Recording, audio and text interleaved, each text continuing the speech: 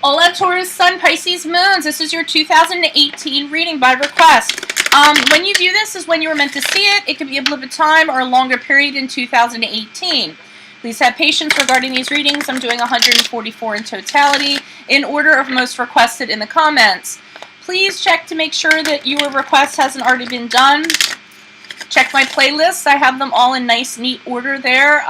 Check before making your request, please. The first portion of this reading will be a definition of your sun moon sign, textbook definition, in fact, and then I will lay out the main cards in their positions, after which time the first portion of the reading will end. You can click on the link below to purchase the second portion in Vimeo, where you will have my interpretation of the cards in addition to clarifiers. It ends up being anywhere from a 15-minute to a 20-minute plus video.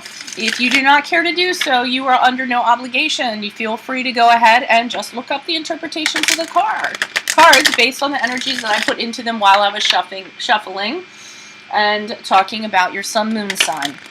Other things to mention: if you like my style of reading, if it resonates, consider a personal reading. My rates and info are below. Just send me an email prior so we can go ahead and set that up. I'm also on Instant Go app, so if you need a quick answer to a quick question, go ahead and text me. I'm doing text only at this time, no video or phone chat. Okay? So, textbook definition: people with sun in Taurus, Moon in Pisces. Your sensitive nature pertaining to stressful states of affairs means it's hard for you to learn from others, even though you're very capable. Your persona is goal-directed, courageous and abiding, but you find it extremely difficult to live up to that perspective. You're tempted to bury your head in the sand when people actually expect you to live up to that view of you. This is because you have a fear of failure. The first thing to learn is to accept yourself. You have a gentle approach to life for a Taurus, but a great deal of depth. You are gentle, and this combination wins admiration. The spiritual and artistic are in your realm, and you are the most imaginative of all the Taurus combinations. This is an interesting combination of the tender and poetic inspiration of a Pisces, along with the experience and wisdom of the Taurus. The thought of hurting others is painful to you. Your primary challenge in life is to overcome your self-consciousness. You should see it as an asset that you have such a sensitive emotional nature and develop a compassion for yourself. Disapproval and frustration with yourself will not do any good. Choosing your friends is quite important because you are a highly malleable person who is easily influenced. Romantic areas make this all the more the case because it would be unfortunate to be dominated by a highly aggressive individual who insists on pushing you around.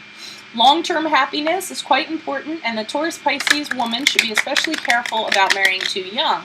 Be certain that whoever you marry can understand your sensitive, kind, and gentle being and treat you accordingly. Lastly, leave fantasy land behind and take a journey into the real world. Open up and communicate freely with those around you in order to release your smothered feelings. You have so much to offer, why keep it inside yourself? Self-renewal is always available to you, and you have the usual perseverance of a Taurus.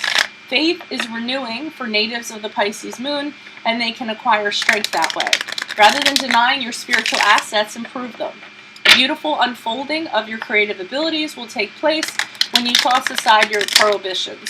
A famous Taurus Pisces native is Leonardo da Vinci. He is a remarkable artist and a spiritual person who exemplifies the possibilities of this combination. So, Holy Spirit, angels, divine guides, universe, can you please provide your truth, your clarity, your wisdom, and your insight for Taurus Sun, Pisces Moons for 2018? What did they leave in 2017? What surrounds them at this present time? What's something they can expect in 2018? Where should they focus their energies on in 2018, and what will be their general outcome for 2018? Please grant me the objectivity to read these cards as they're intended to be read and say your messages as you intend them to be said. For Taurus Sun, Pisces Moons for 2018.